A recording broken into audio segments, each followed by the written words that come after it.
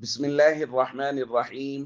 عن عائشة رضي الله تعالى عنها قالت قال رسول الله صلى الله تعالى عليه وسلم في الحديث مروا أبا بكر فليصلي بالناس. رواہ البخاری. نبی کریم صلی اللہ علیہ وسلم نے ارشاد فرمایا، ابو بکر سے کہو وہ لوگوں کو نماز پڑھائیں۔ دوستو، یہ الفاظ ایک بڑی روایت کا حصہ ہیں۔ جب نبی کریم صلی اللہ علیہ وسلم کی طبیعت زیادہ ناساز ہوئی تو آپ صلی اللہ علیہ وسلم نے ارشاد فرمایا، مرو ابا بکر فلیصلی بالناس، ابو بکر سے کہیے وہ لوگوں کو نماز پڑھائیں۔ تو سیدہ عائشہ رضی اللہ تعالی عنہا نے عرض کیا، یا رسول اللہ، ان ابا بکر رجل اسیف، ابو بکر کمزور دل کے یا رقیق القلب آدمی ہیں، وہ آپ کو مصلی پر نہ دیکھیں گے تو ان کا دل بھرائے گا، لہذا کسی اور کو کہہ دیں کہ وہ نماز پڑھا دیں۔ نبی کریم صلی اللہ علیہ وسلم نے اس بات پر غصہ کا اظہار فرمایا اور حضور نے فرمایا، ابو بکر ہی سے کہو کہ وہ نماز پڑھائیں۔ اور ایک موقع پر تو نبی کریم صلی اللہ علیہ وسلم یہ بات ارشاد فرمائی، لا ينبغي لقوم فیہم ابو بکر ان یؤمہم غیرہ،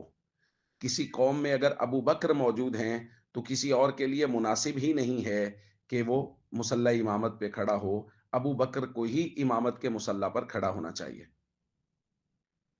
تو دوستو، کل کی روایت میں ہم نے پڑھا کہ ایک خاتون حضور علیہ الصلوۃ والسلام کے پاس آئیں اور حضور علیہ الصلوۃ والسلام نے فرمایا، اگر دوبارہ اور مجھے نہ پاؤ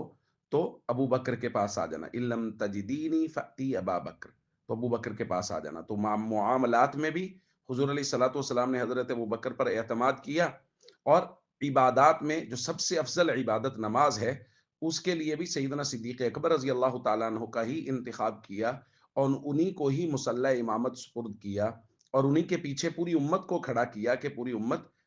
حضور کی زندگی میں ہی سیدنا صدیق اکبر رضی اللہ تعالیٰ عنہ کی اقتداء میں نمازیں ادا کر رہی تھی۔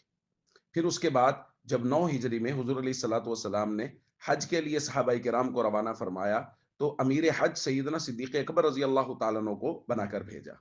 تو تمام تر معاملات میں، عبادات میں بھی، لوگوں کے معاشرتی معاملات میں بھی، حج کے موقع پر بھی سیدنا صدیق اکبر رضی اللہ تعالیٰ عنہ پر حضور علیہ الصلوۃ والسلام نے بھرپور اعتماد کیا، اور تمام صحابہ کرام نے اعتماد کیا۔ سیدنا علی المرتضیٰ رضی اللہ تعالیٰ عنہ نے ان کے پیچھے نمازیں پڑھی، ان کے ہاتھ پر بیعت کی، اور امت کو یہ درس دیا کہ سیدنا صدیق اکبر ہی نبی کریم صلی اللہ علیہ وسلم کے بعد خلیفہ بلا فصل ہیں، لہذا جن پر حضور نے اعتماد کیا، علی المرتضیٰ رضی اللہ تعالیٰ عنہ اور تمام صحابہ نے اعتماد کیا، ہم سب کو بھی ان پر بھرپور اعتماد کرنا چاہیے۔